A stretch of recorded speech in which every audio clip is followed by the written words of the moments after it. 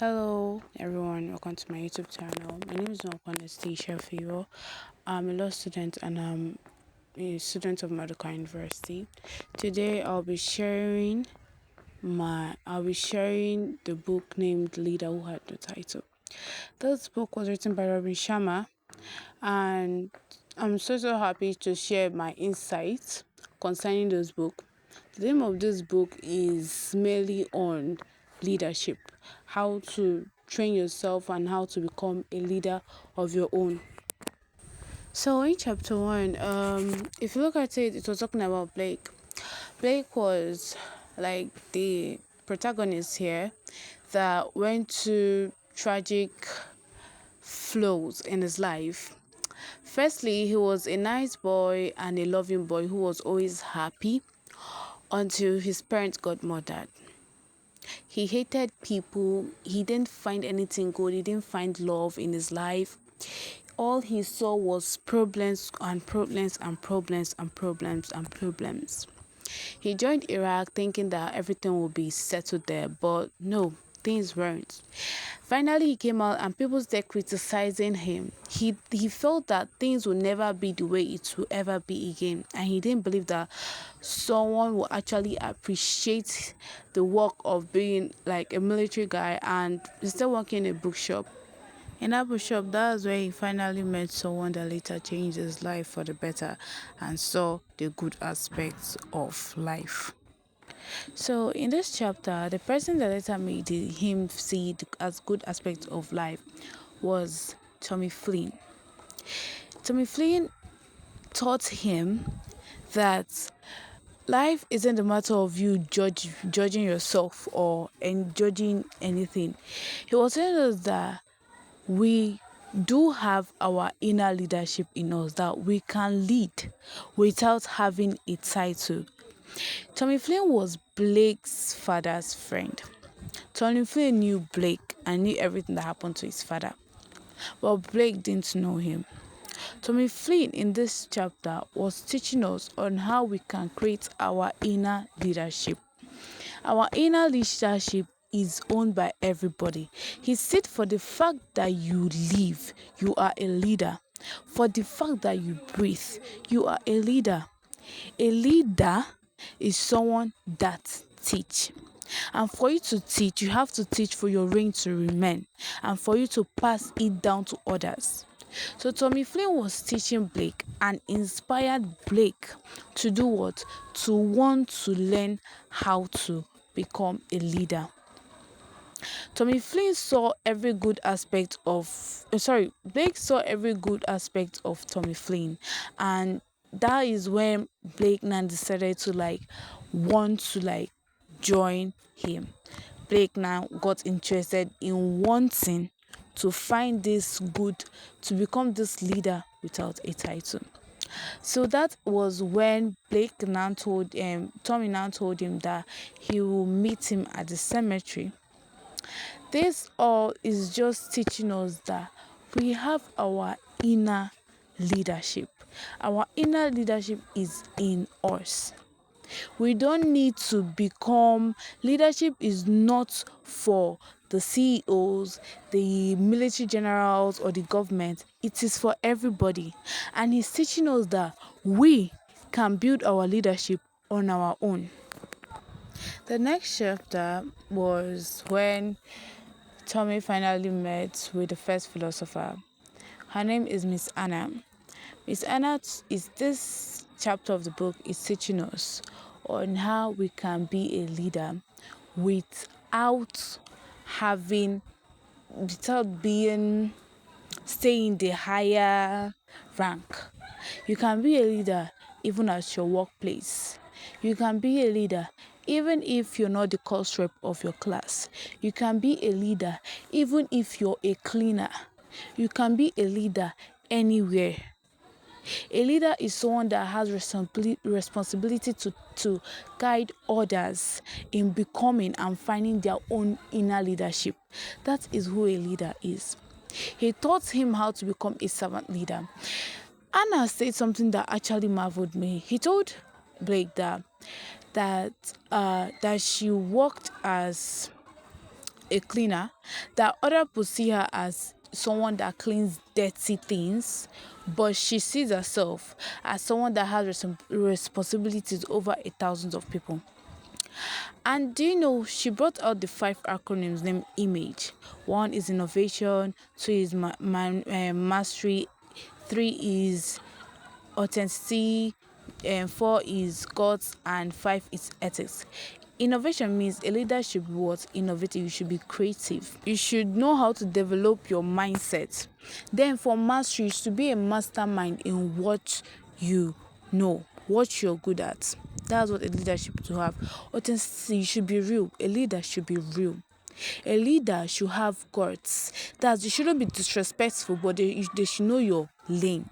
And a leader should know his or her principles. These are the five acronyms that guides you as a leader. Image. That was what Anna brought for him.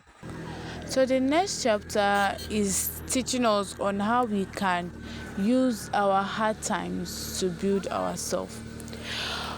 So Jet here was teaching Blake and teaching us that our hard times are the times that we can use to build who we are as a leader. He brought up another acronyms. Every acronyms are like things that you should follow to build yourself as a leader. So now he brought up the acronym named SPARK. Speak with Kondo. I was telling him that you can speak with conduct. You should speak the truth the way the truth is. You shouldn't twist it. You shouldn't be partial. No matter how important a friend is to you, you should tell that your friend the truth. That's speak with conduct. He also talk about priorities. You should earn your own priority. You should know what you want.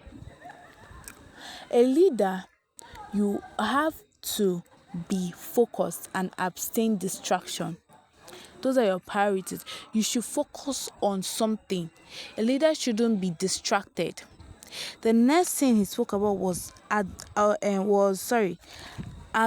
adversity breeds opportunity. That one is saying that as a leader, every cause has a corresponding blessing. Every seeming failure brings with some gifts. For every dream that dies, a better one can come to life. So no matter how the situation is, they must surely bring gifts. The second one is there must surely be an opportunity to it. Sorry. The second one, the last one is kudos to everyone. You should always appreciate people's work as a teammate. To build your leadership, you should always appreciate. No matter how horrible, no matter how bad it is, you should appreciate their hard work. That was what Jet was teaching us as a leader. This part of the chapter is was taken by the third philosopher named Jackson. Jackson was teaching us on how we can create bonds, strong relationship with our teammates, customers, families to bring stronger results. He was teaching us that if we if you come together, if you work together, if you live together, if you play together, if you do things together, the stronger our leadership.